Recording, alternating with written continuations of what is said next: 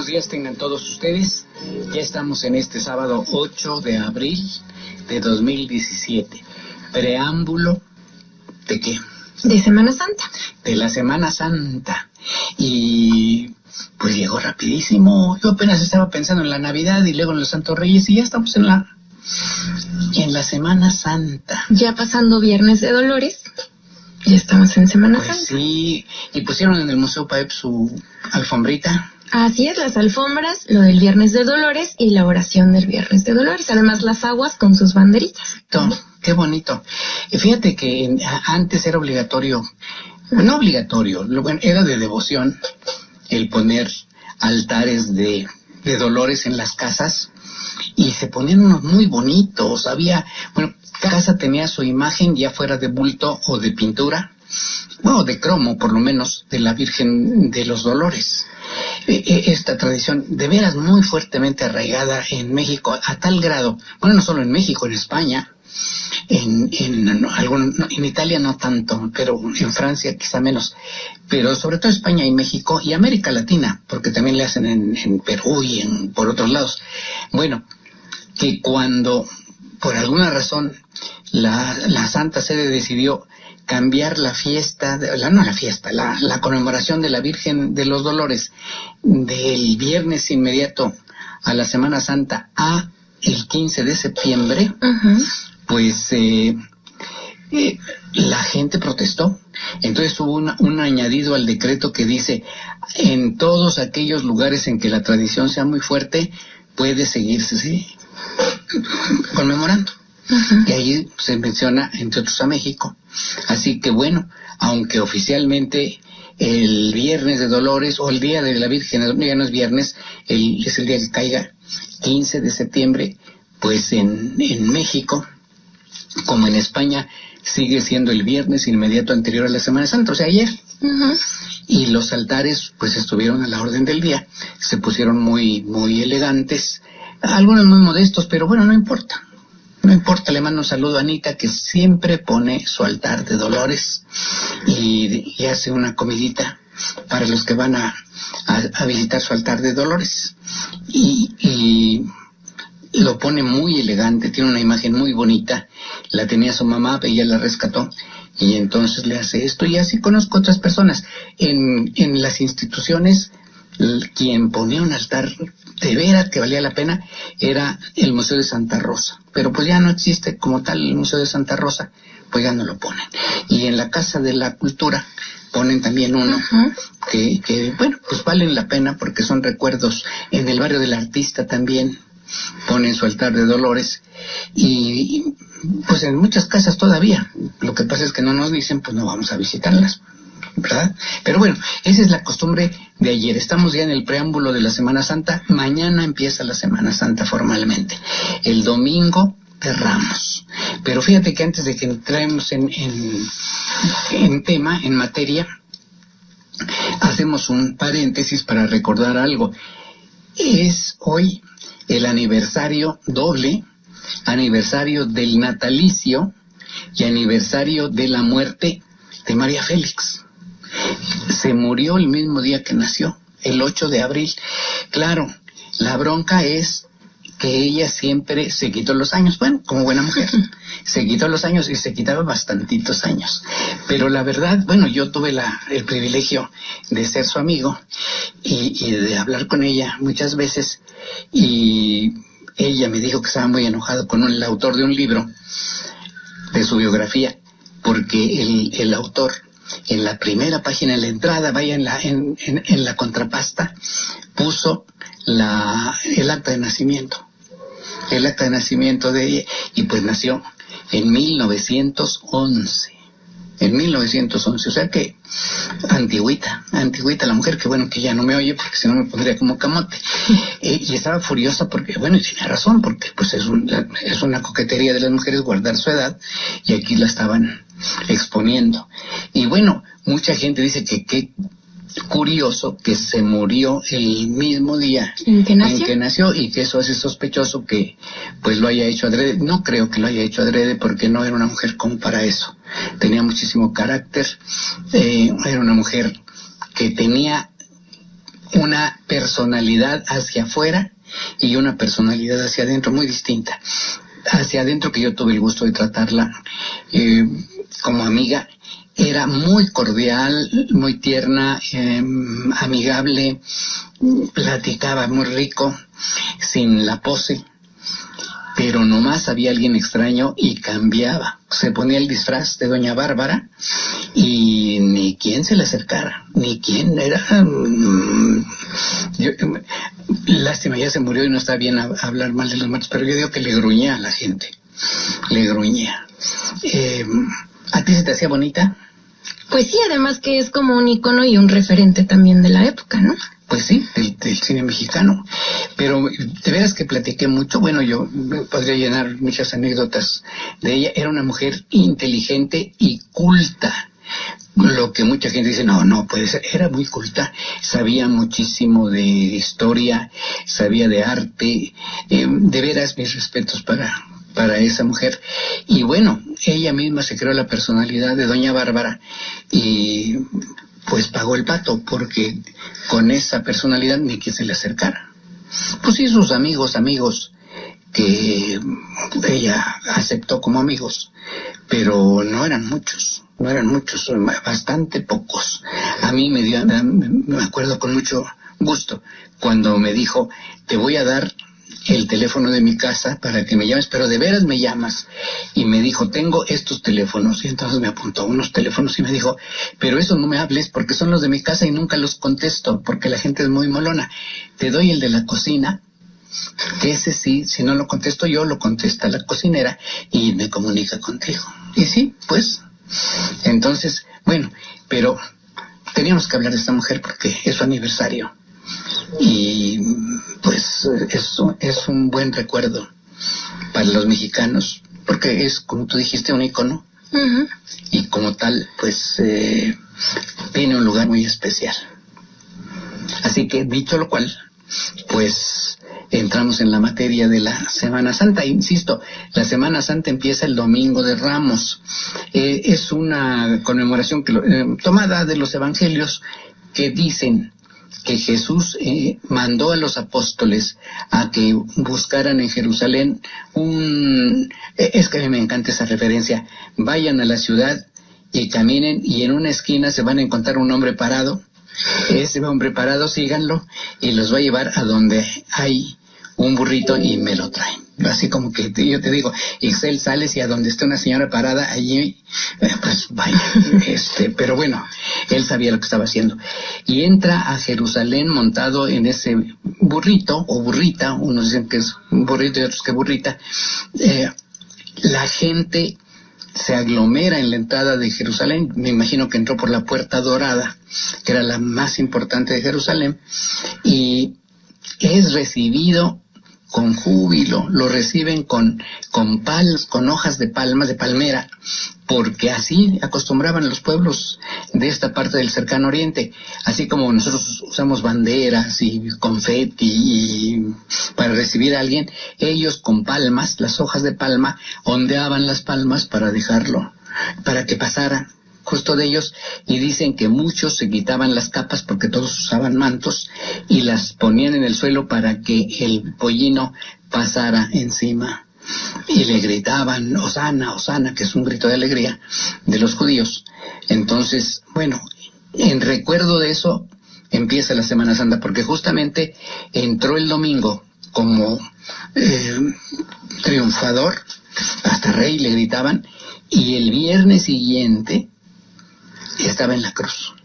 Entonces, por eso los que diseñaron la liturgia quisieron hacer esto.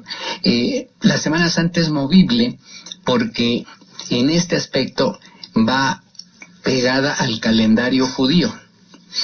Y el calendario judío es un calendario lunar, no es calendario solar como el que nosotros tenemos.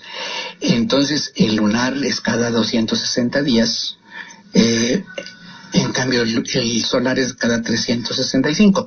Entonces, Por eso es que las fiestas son movibles. La Semana Santa a veces cae en marzo, principios, y a veces cae en abril, mediados, y así. Ese es el va y viene de la Semana Santa según el ciclo lunar. Vamos a unos mensajitos. Eduardo Merlo tiene mucho que contar.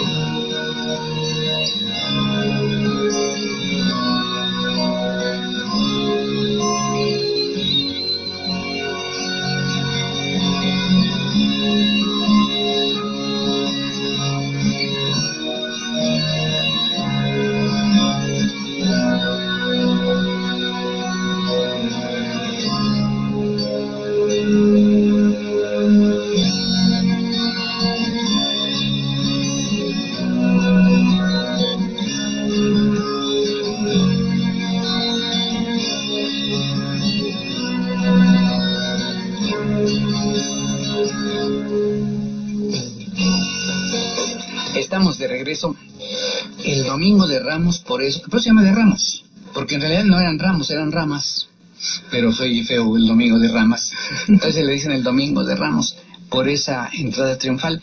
Y en el mundo cristiano se hace una procesión con palmas en todos lados, con palmas, empezando por Roma, en donde también llevan hojas de palmera, y el Papa hace una procesión y todos van, los clérigos que lo acompañan y la gente, pero normalmente hay tanta gente, y si le dieran chance se metería y se volvería aquello un rollo.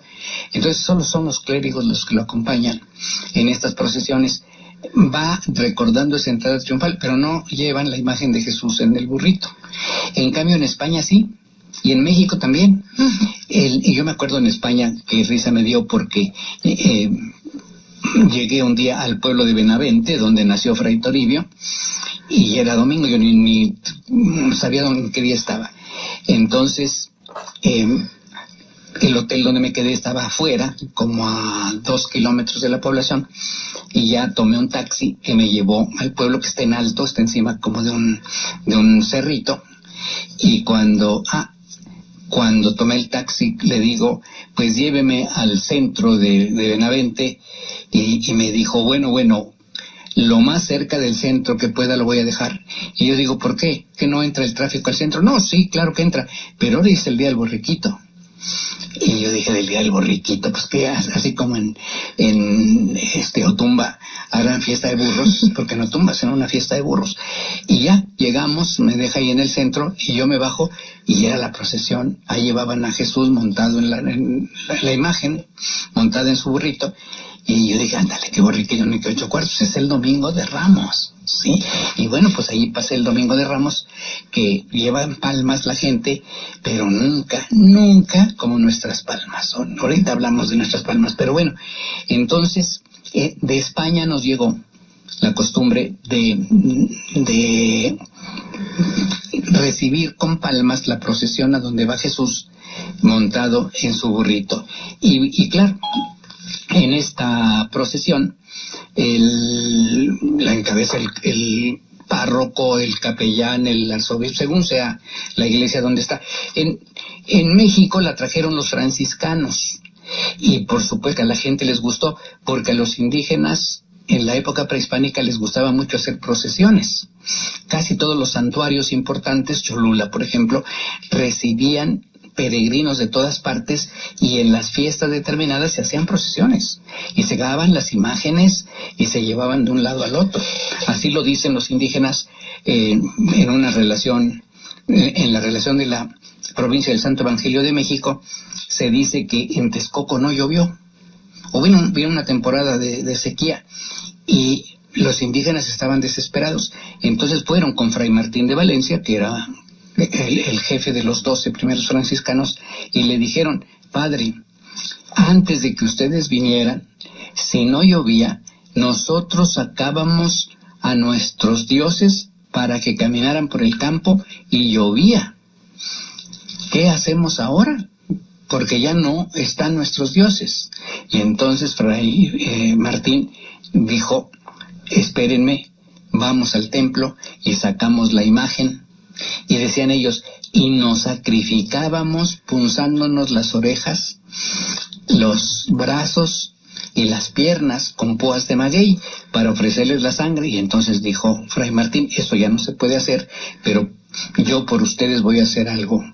Entonces fueron por las imágenes o por una imagen y la sacaron en procesión, mientras Fray Martín se despojó de la parte superior del hábito y con un flagelo se empezó a chicotear la espalda y caminando terminaron, dicen los cronistas, terminada la procesión, empezó a llover copiosamente, de tal manera que no paraba. Y estaban contentísimos los indígenas porque dicen, bueno, esa religión también funciona, ¿sí? Eso lo atribuyen como un milagro en la vida de Fray Martín de Valencia, que alguna vez estuvo en proceso de canonización y luego ya no siguió esto, pero que yo creo que sí valdría la pena. Pues ese es el Domingo de Ramos, la procesión, pero ahora voy a las palmas. En todos lados se hacen palmas. En Italia yo he visto palmas muy bien tejidas, bonitas. En España también, sobre todo en el sur, se tejen las palmitas con las que se saluda la procesión del Domingo de Ramos, pero nunca como las de nosotros, nunca.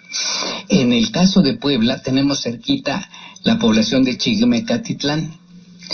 Esa población tiene cantidad de palmitas en sus terrenos. Las palmitas son de zonas áridas o semiáridas, y entonces los indígenas hace mucho usaban la candelilla, es decir, una cera que escurría de las lechuguillas, de las palmas, y que servía para fines industriales, químicos, etcétera, pero de pronto se encontraron cosas más fáciles de usar y de producir, y se acabó la industria de la candelilla, y no les quedó más que cortar la palmita, arrancarle del cogollo la hoja, y con eso tejer verdaderas maravillas. Yo he visto en los atrios de las iglesias de Puebla lo que nunca he visto en ningún otro lado.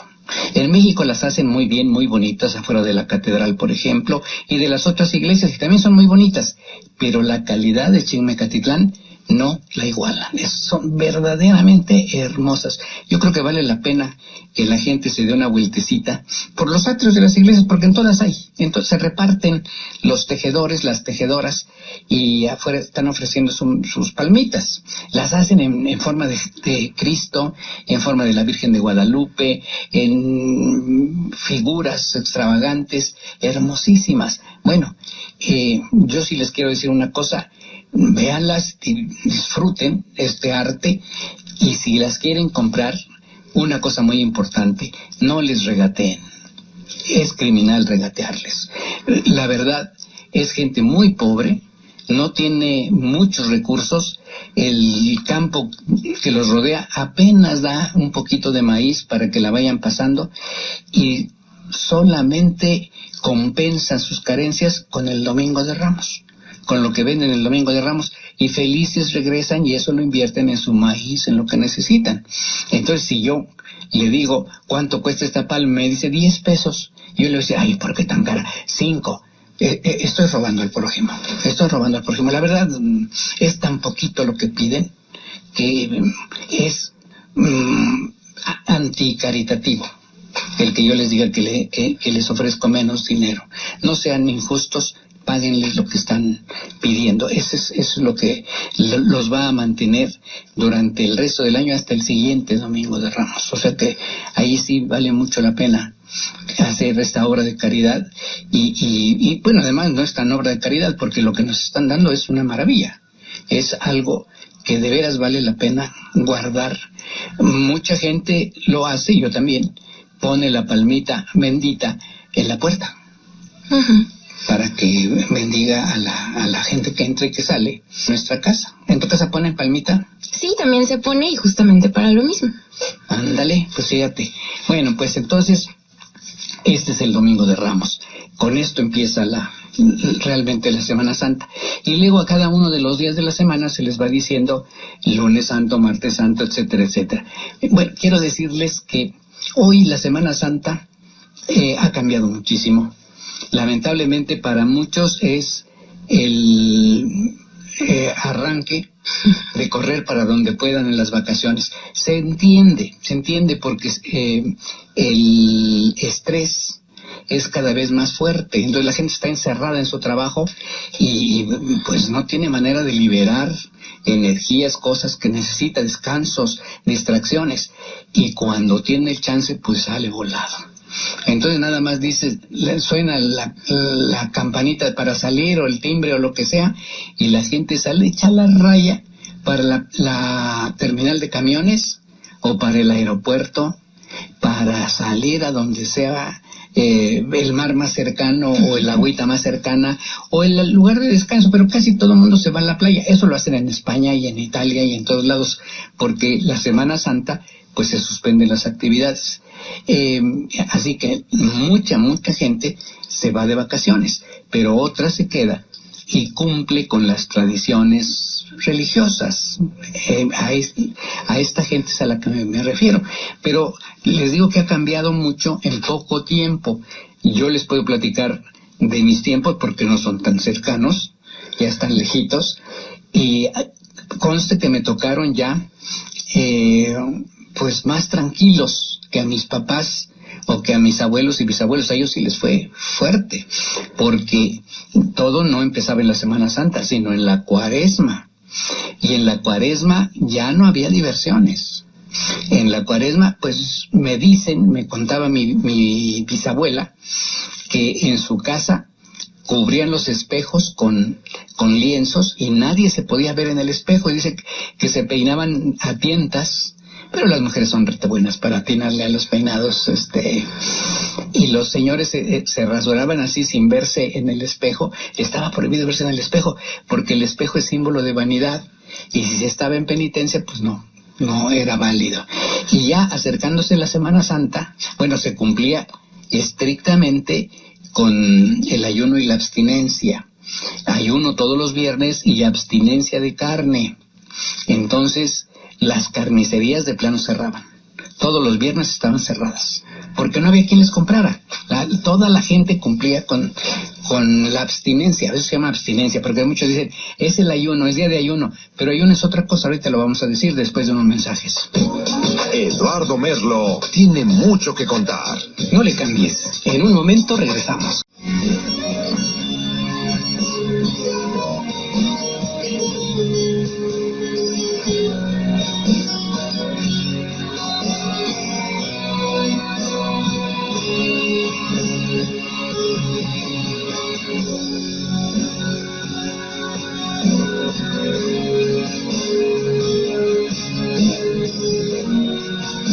Bueno, porque ayuno es abstenerse de alimentos en el día. A veces nada más en la mañana un tecito, alguna cosa de estas, en la tarde una colación que se llama así, es una frutita, una cosita de nada, y estrictamente hasta el otro día.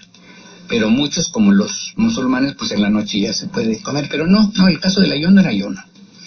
Y abstinencia quiere decir que en ese día no se comía carne, pues si de por sí era poco el alimento, pues menos carne, ¿sí? Así que las carnicerías de plano cerraban. Y bueno, entonces yo le preguntaba, ¿y no te daban ganas de comerte un bistecito o algo por el estilo? Y decía ella, pues sí, me daban ganas, pero ahí estaba la penitencia, en que me daban ganas y me aguantaba las ganas. Pero es que era obligatorio, no es que quisieras. En la cocina de tu casa no había carne y la señora no hacía de comer. Hoy guardas en el refrigerador y te atiborras a la hora que quieres. Pero entonces quien tenía refrigerador era rico. Y ni siquiera refrigerador, había nevera, que era un refrigerador, pero al que había que ponerle un bloque de hielo para que se enfriara. Entonces pasaba el hielero a la casa temprano y dejaba en la puerta el bloque de hielo, y ya pues la sirvienta o la señora de la casa estaba ahí lista, le decía al hielero, pásele y échele en la caja de hielo, y si no, bueno, pues ya como podían, agarraban su bloque, que era re difícil agarrar los bloques. Yo alguna vez intenté, te quemaba el hielo en las manos y pesaba mucho y se resbalaba. Entonces con unas como pinzas de punta grandes, se encajaban en el hielo y ya las podía uno subir y colocar en la caja de la nevera. Y bueno, ya se mantenía el alimento, pero no en todas las casas. En mi casa no había nevera hasta que ya era yo chamaco grande, pero antes no había, en mi casa no había nevera. Los vecinos sí tenían nevera y bueno, presumían de que tenían su nevera, y porque ahí dejaban el bloque de hielo todos los días. Bueno, pues entonces el ayuno y la abstinencia eran obligatorios. Insisto, se cubrían los espejos de tela morada, y en las iglesias se cubrían todos los santos. Las estatuas se envolvían y se amarraban para que quedaran envueltas. Las pinturas les ponían un lienzo enfrente, y el altar mayor se cerraba con una cortina desde la bóveda hasta el piso, y nada más dejaban una mesita para poder decir la misa. No era la misa como ahora, que la mesa está mirando a los fieles, sino que estaba pegada a la pared, y por eso pegaban la cortina a la pared para que la mesa quedara libre y se pudiera decir la misa. Pero bueno, era tétrico entrar a las iglesias, porque entrabas y muchos lienzos morados y no veías más que esos bultos. Y claro, si lo pusiéramos hoy, todo el mundo iría a ver qué pasó, ¿no? Y diría ¿qué le hicieron? Entonces era lo más común. Ya sabíamos que venía la Cuaresma y que había que cubrir las imágenes en las iglesias. Pero bueno, la austeridad se iba haciendo cada vez más fuerte. Pero cuando llegaba la Semana Santa, allí sí, cosas que ahora nos causarían pues no solo asombro, sino escándalo. En la Semana Santa, toda la semana, del domingo al viernes, nadie se podía bañar. Nadie. Estaba prohibido bañarse. Decían, es pecado bañarse. No era pecado, pero se recomendaba que por vanidad se cumpliera con no bañarse. Así que la gente no se bañaba. Nos bañábamos, a mí me tocó de no bañarme en la Semana Santa. Y luego, por supuesto, en toda la semana no se comía carne. En toda la semana. Ni grasas, ni nada que se parezca. Por lo menos no había chorizo, no había nada de eso. Era básicamente vegetales los que se comían, pescado, porque no es de sangre roja, o sea, todos animales de sangre que no es roja se pueden comer. Entonces había mariscos. Yo sé quién se alegraría muchísimo de que había estuviera llena de mariscos. Ajá. Y se recomendaba, más que se procuraba, que no se comiera demasiado. Eso sí no se cumplía. La comida de Cuaresma era muy especial, es todavía especial, aunque ya nadie le hace caso, muy poca gente le hace caso. Se preparan cosas que no tienen grasa, que no tienen carne, y ya lo hemos dicho muchas veces, el caldito de habas, con su chilito pasilla flotando por allí. A veces le ponen camaroncitos secos, a veces no. Los romeritos, las tortas de camarón en molito, los guasontles, que son secos o son caldillo,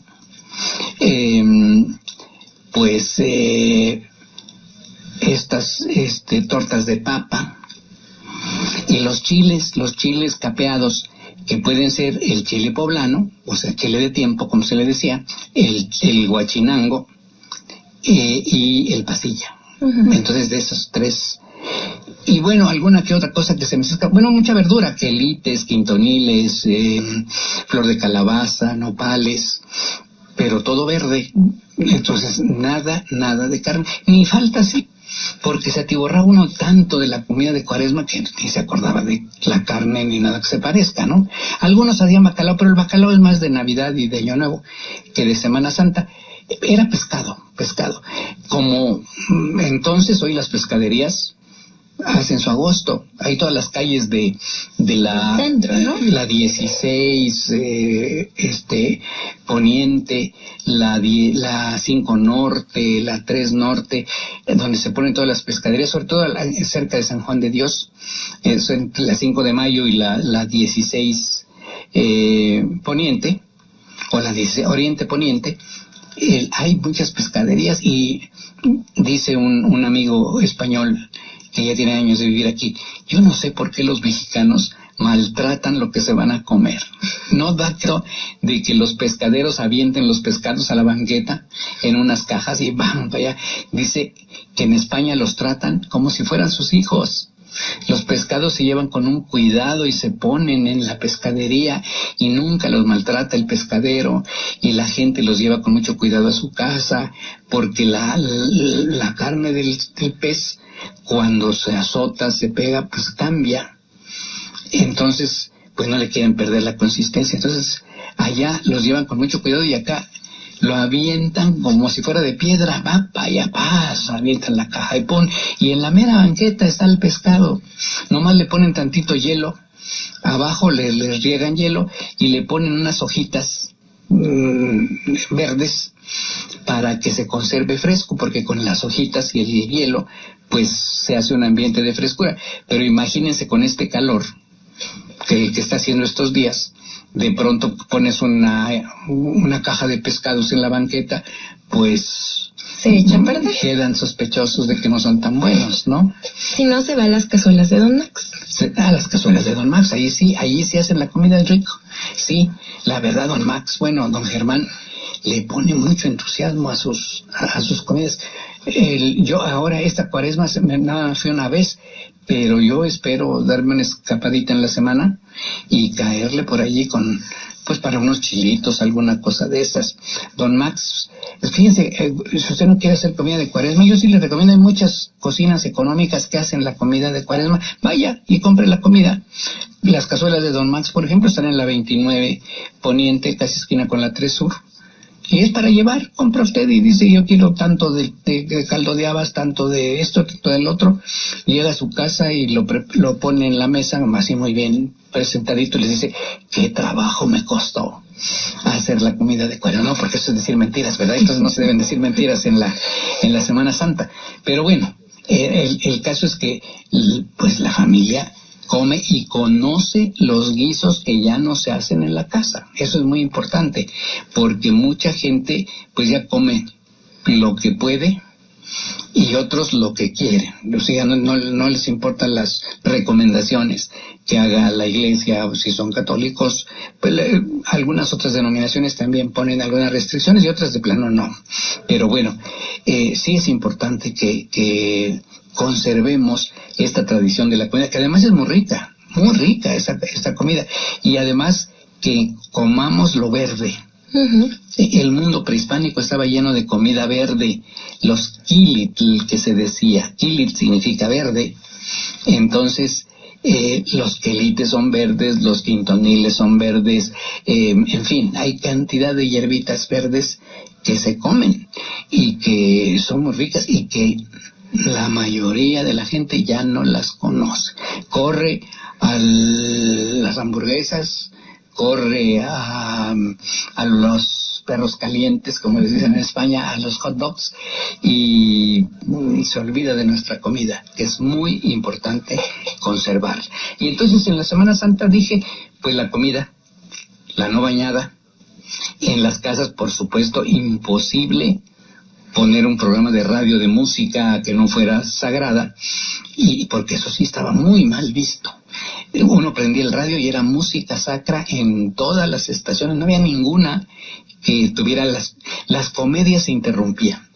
Las comedias de radio son muy viejas, desde que el radio empezó a funcionar, se usaron las radionovelas, y la gente estaba entradísima con las radionovelas y de lo que pasaba a la pobre muchacha que hacen sufrir y al malvado que no la quiere, y así es el eterno argumento. Pues bueno, se interrumpían. Hoy para nada. En la Semana Santa deberían interrumpirse las telenovelas, las radionovelas y todas las cosas que son seriadas. Vamos a unos mensajitos. Eduardo Merlo tiene mucho que contar. No le cambies. En un momento regresamos.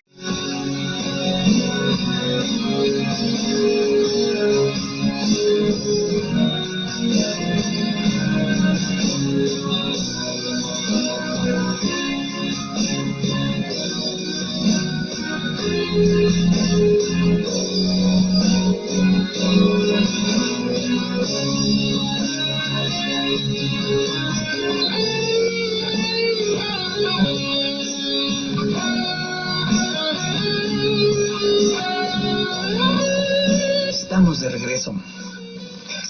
Pues bien, en otro tipo de cosas, bueno, ¿qué les digo del cine y eso? Pues para nada. Pero en cuanto a las ceremonias, el martes, bueno, las procesiones empezaban desde el domingo y los barrios iban sacando sus imágenes. Ya el lunes le tocaba al señor de Analco salir en procesión por el barrio. Otro día le tocaba a la Iglesia de la Luz. El Jesús Nazareno de San José salía y se iban organizando esas procesiones casi siempre en la tarde-noche para que lucieran los cirios con que adornaban las andas y bueno, a la gente le gustara. Había algunas de la mañana, pero las más gustadas o las más seguidas eran las de la noche. La gente llevaba sus velas, sus cirios, y las mismas andas eran muy hermosas. Las andas, por ejemplo, de Sevilla, de Córdoba, de Cádiz, de Málaga, son una maravilla y un lujo de plata o de plata dorada, o los más pobrecitos de madera labrada y dorada, que de veras son un portento de trabajo. Y los doseles, es decir, los techitos de tela, bien bordados, bien bonitos. Y las imágenes, bueno, ¿qué les digo? Con las mejores galas, vestidos costosísimos de oro y de piedras, y los rostrillos, como se les llama a lo que de plata aprieta el rostro de la Virgen, los resplandores o aureolas enormes, bueno, pues no tienen rival, no tienen comparación. Aquí hubo en la época colonial este tipo de procesiones lujosas, tan lujosas como las de Europa, como las de España, pero bueno, este esplendor presumía una iglesia contra la otra, es decir, y cada una salía en su procesión, y a veces el mismo día le tocaba 2 o 3 templos, porque si no, no alcanzan los días de la semana para tantos templos que tiene Puebla. Así que había varias procesiones de varias iglesias, no una procesión como la hemos organizado ahora, eran muchas y muy variadas, y no seguían la misma ruta, cada una tenía su propio recorrido. De pronto, vamos a poner el ejemplo, la procesión de nuestro Padre Jesús de Analco se encontraba con la procesión del Cristo crucificado de la Luz. Entonces se iban a cruzar las procesiones y a ese cruce se le llamaba encuentro. Se tenía el cuidado de que la imagen retrasara su paso para esperar a la otra, y justo se quedaban una enfrente de otra, se saludaban, o sea, con una inclinación de los que iban cargando, y entonces la que era más antigua tenía el derecho de paso. Así que se paraba una procesión, pasaba la otra, y una vez terminada, seguía su curso, la que se quedó parada. Los encuentros eran muy, muy reconocidos y aplaudidos, porque de pronto la Virgen se encontraba con su hijo y hacía una inclinación de cabeza, y Jesús le respondía con la imagen es tiesa, es firme, pero entonces los porteadores se agachan los de adelante, y esa inclinación es el saludo, y los aplausos. Y luego tenían otra costumbre que en España se sigue dando, pero que aquí, bueno, pues se acabó.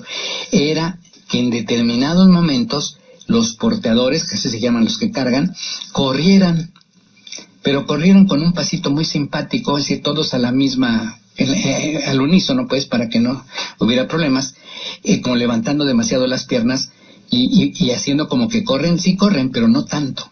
Entonces se nota esa carrera, y la imagen como que baila. Entonces, bueno, eso lo prohibió la iglesia porque decían que eso era una cosa que no tenía que ver con la solemnidad de la Semana Santa. En España se sigue haciendo, pero aquí se acabó. Pero las procesiones dieron.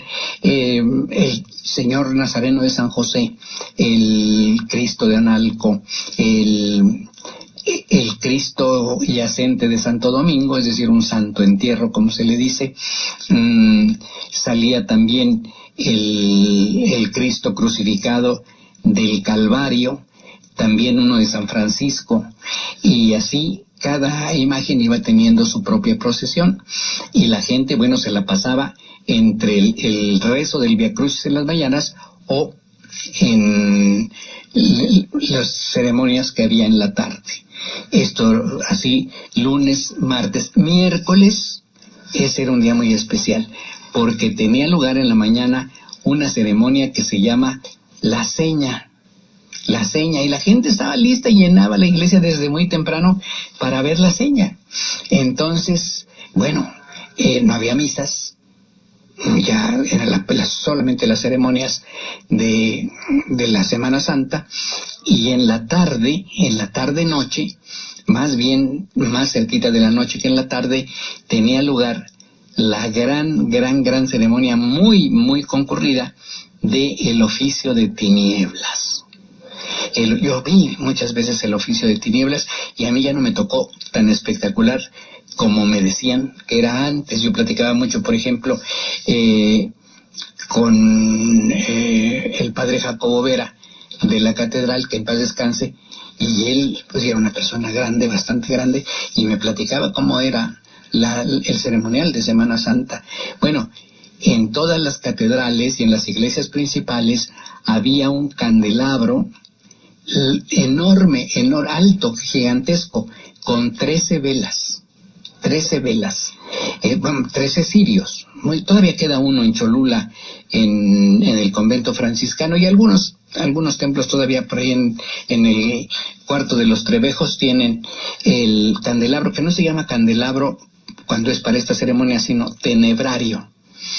De tenebra, pues de tiniebla, eso es tenebra. Bueno, y entonces el altar estaba cubierto con una cortina morada, se escondía detrás de la cortina el tenebrario, y en un momento empezaba la ceremonia con una serie de rezos y de actitudes muy especiales, muy larga, pero en un momento dado empezaban las imprecaciones. ¿Qué es eso? Tomadas de la Biblia, una lista de quejas de Jesús para con sus seguidores, para con los judíos, para con todos los demás que no le hicieron caso, ¿sí? Que lo rechazaron. Pueblo mío, ¿en qué te he ofendido?